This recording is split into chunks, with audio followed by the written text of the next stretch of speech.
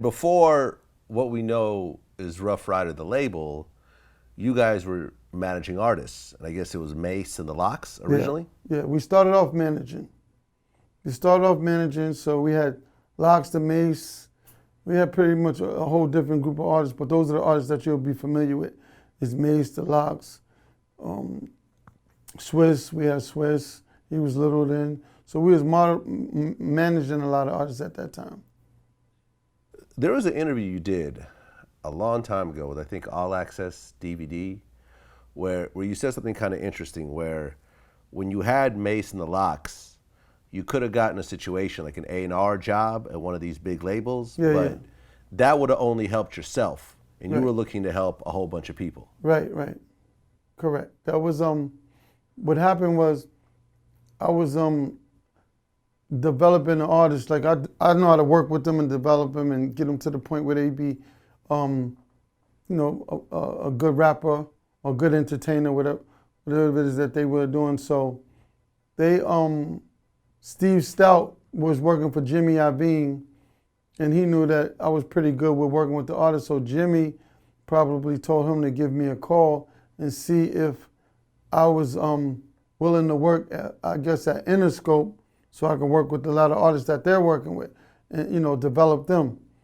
So I said, if it's just gonna be me by myself, he said, yeah, just you. I said, nah, we probably gonna have to work out something else because I got some people with me. So if we can work out a situation, I can bring some of my people with me, then we good. So they gave me a label deal, a label situation over there. So that was With good. Interscope. Yeah, Interscope. Def Jam and Interscope. Okay. So you guys have some success, will have a lot of success managing, the Locks and Right, right. and Mace. Mace goes platinum out the gate, right? Yeah, yeah. He did good. And He did good. the Locks, I think, go gold or something. Yeah, they probably went, I think when they first was gold, it was around gold. Yeah. Yeah. Okay. And then you guys come up with the whole Ruff Ryders label thing. Right, right, right. We put that together. Right. And I had a conversation with Wild about that. He explained how it came from like a cowboy flick. How I discovered Ruff Ryder name is I went to my mother's house and I had said to my mother, I said, this special effects name don't really work for me. I don't really feel this name, but we'll find a name that makes sense. And then when I was there with her, it was a black cowboy movie on, and I was watching it at the foot of her bed, and I was like, okay, I like this black cowboy movie. These guys are about their work. And basically at the end, it was pretty much the end of the movie, and it said Ruff Ryders. What do you think most recently where I guess Balenciaga had like a Ruff Ryders logo on one of their fashion shows? Yeah, it was on a looked like it was a button-up shirt. I think I seen it was just the logo on it. That one of our old logos was on the shirt though. Yeah, I seen it. I seen it. Anything happened with that, or is it just? Yeah, we had gave them a call. They pulled it off. And they shut it down, pretty much. So they took it off the shelf. So you guys come up with the label, and at this point you guys have DMX. Did you have any idea what DMX was going to do when you first signed him? When I first signed X, I already knew me personally because I work with the artist, like literally. So I knew X. I knew. See what it was? It was a form. I was willing to give up the Locks and Mace to Puff to kind of learn the business, but I already know X was the one. And X wasn't an easy one to deal with. So even if I gave him X, he wouldn't have been able to deal with X. So we kept X. We gave him Locks and Mace. Let him work with them so we can learn the business. While we learning the business, then we'll come back and get X. So he was just right there. But yeah, I already knew X. I didn't know he was going to do as well as he did, but I knew he was definitely the best, the pick of the litter. Right. Now, what was the whole K Solo beef with DMX about? He told me they were locked up together. And they were in jail somewhere. I don't know where they were, but they was in jail together for a couple of months probably, and they was rhyming and rapping, and he used to do Spellbound. So when he did Spellbound, K-Salo studied it with him, and he came out and acted like he did Spellbound. So that's where they was beefing at. Okay. But it got to the point where DMX even mentioned him on his first single, was his first Def Jam single, Get At Me, Dog. Yeah. He told him to suck his dick. Yeah. He don't like him now. He don't get along with him now because he feel like he stole his style and try to run with it. So he's not a K-Solo fan at all. Still to this day, probably. Oh, still to this day. Yeah, it's probably still to this day. You know, I'd interviewed a lot of people about DMX. You know, like for example, I just interviewed Lord Jamar, and he said that he was working with DMX early on. The biggest thing that stood out is that, you know, it got to a point where I was like, listen, this guy is just too much on the streets right now. Like, you know what I mean? Like, he wasn't fully focused, like, you know what I mean? What do you think was the hardest thing about dealing with DMX in those early days?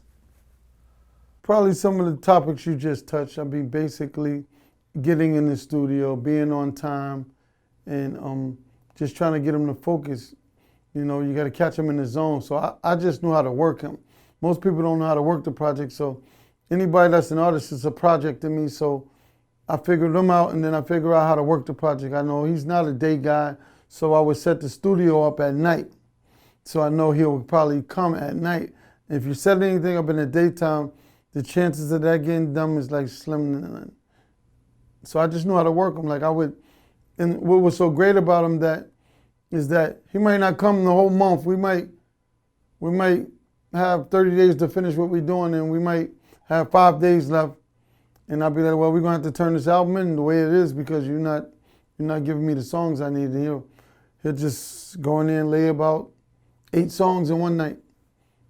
And he would catch up, and I'd be like, all right, and I'd take it and I'd just go. So that was good. He was good with that. So DMX comes out, he goes platinum. Then he drops another album later on in the year, goes platinum again. Yeah. And this was like, I feel at the very height of Def Jam at this point, because you had DMX going multi-platinum, Jay-Z going multi-platinum, Ja Rule going multi-platinum. Like, who else was on the label? I think Redman was still on the label doing well. Like, yeah, I think it was Redman might have been there. You know what? When we first came, they probably wasn't doing well because Irv had came and got us, and Irv had got a job at Def Jam. So when we came in, Jeff then was in the middle of losing a label because they wasn't doing as well. X probably came in and saved them. Then everybody came after X, if I'm not mistaken. It was X, Hov, everybody came after X, but X probably came in and sold that 5 million and 5 million for him, that put him back in the game. during this time when DMX was at his height, like, what was X's relationship with Jay? Because I know at one point they were supposed to have a group called Murder Inc. together. It was him, it was DMX, Jay, and Ja Rule. It never happened. Yeah. You know, there was the battle that happened, but what was really the personal kind of relationship between X and Jay? I don't think it was a problem. I don't think X never really had a personal relationship with Jay. Like, he's cool and he respects his craft. And X, you know, he respected X a rapper.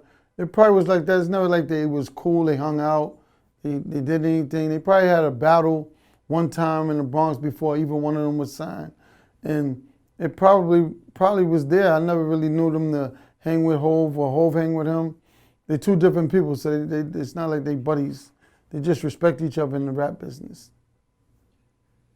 You know, back then, you know, Tupac had passed, and a lot of people were looking for who's going to be the next Tupac. And I think a lot of people were comparing DMX to Tupac during that time. Did you see that?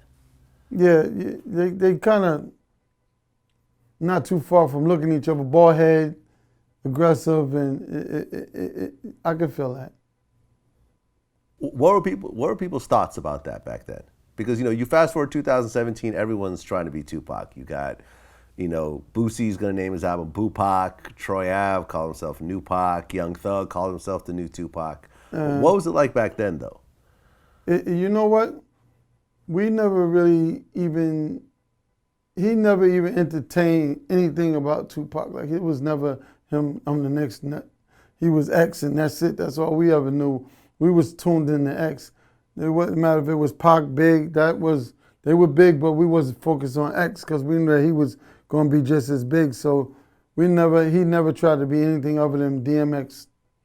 That's all he never said I'm going to be Pac. None of that. He was nice, so he could be his own man. He was his own man.